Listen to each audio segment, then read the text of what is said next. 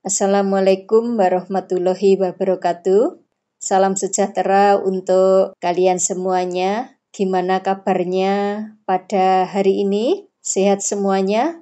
Alhamdulillah, mudah-mudahan kalian semuanya sehat, tidak terkena COVID-19, kemudian bisa mengikuti materi yang disampaikan oleh Bapak Ibu Guru setiap harinya. Pada kesempatan kali ini, Bu Karyatin ingin menyampaikan materi yaitu spreadsheet atau aplikasi pengolah angka. Pada pertemuan kemarin telah Ibu sampaikan materi atau kompetensi dasar hakikat paket program pengolah angka. Untuk hari ini, Ibu mau menyampaikan materi dengan kompetensi dasar menerapkan paket program pengolah angka.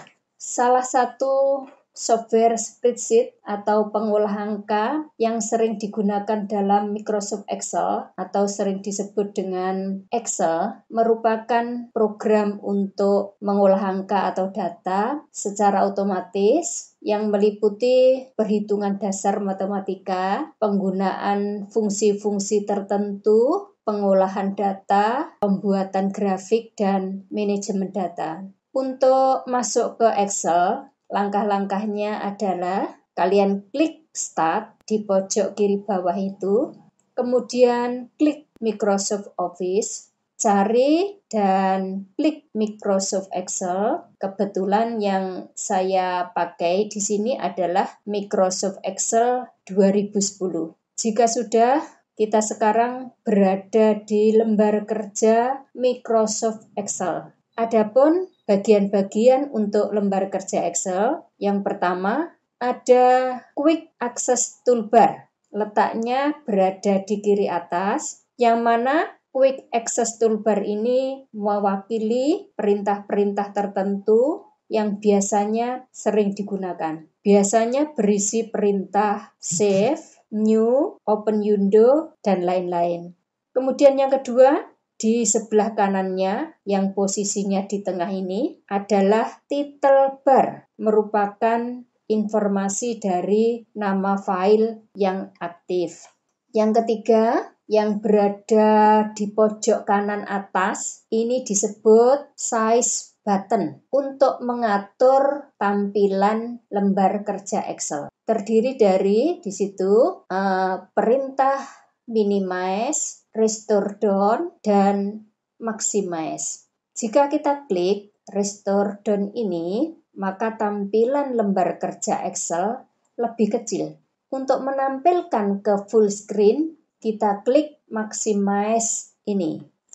Berikutnya, yang nomor 4 adalah tab ribbon. Ini adalah berisi perintah-perintah seperti file, home, insert, pick layout, view, dan lain-lain. Yang kelima, terdapat gambar atau simbol, ini disebut dengan icon. Berikutnya yang nomor 6, di bawah icon, di sebelah kiri, ini dinamakan name box, merupakan petunjuk alamat sel. Yang ketujuh, sebelah kanan nama box, itu terdapat insert function, ya, yang ada simbol FX. Di sini berfungsi untuk menyisipkan fungsi-fungsi tertentu ke dalam sel. Yang nomor 8, berikutnya, sebelah kanannya lagi yang kotak putih ini disebut dengan formula bar. Ini berfungsi untuk menuliskan formula atau rumus. Yang ke-9 itu di bawahnya lagi ada A, B, C, D, E, dan seterusnya. Ini dinamakan dengan kolom. Dan angka 1, 2, 3, 4, 5, dan seterusnya, ini disebut dengan baris. Yang ke-10, yang paling bawah, ini adalah sheet. Sheet 1, sheet 2, sheet 3, dan seterusnya. Ini artinya lembar kerja ke-1, lembar kerja kedua, dan seterusnya. Yang keempat, terakhir, sebelah kanan sendiri ini disebut scroll bar yang terdapat di bagian atas dan samping berfungsi untuk menggulung layar ke atas, ke bawah, ke samping kanan, atau ke kiri. Dalam prakteknya, ketika kita mengoperasikan Excel, akan sering sekali menggunakan istilah sel dan ring. Apa itu sel? Apa itu ring? Mari kita jelaskan. Sel di sini adalah pertemuan antara kolom dan baris. Misalnya, kursor pointer ini saya letakkan di sini. Pada name box ada informasi E10. Berarti kita menyebutnya sel E10. Saya pindah lagi ke sini, berarti kita sebut dengan C5. Selain istilah sel, ada lagi yaitu ring. Ring adalah kumpulan dari beberapa sel. Misalnya di sini saya blok sel A1 sampai D5. Berarti kita menyebutnya ring A1 sampai D5. Nah, sekarang kita lanjutkan bagaimana cara memasukkan data ke dalam Excel. Terdapat 3 jenis data yang bisa dimasukkan dalam Excel. Yang pertama, data alphanumerik atau data yang berupa teks.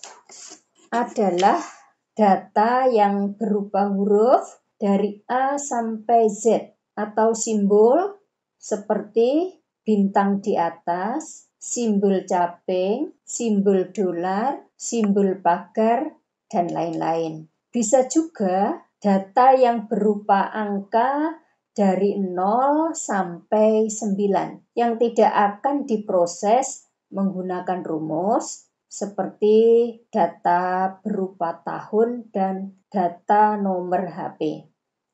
Yang kedua, data numerik atau angka, yaitu merupakan data yang terdiri dari angka 0 sampai 9, waktu, tanggal yang dapat dioperasikan atau diproses secara matematika.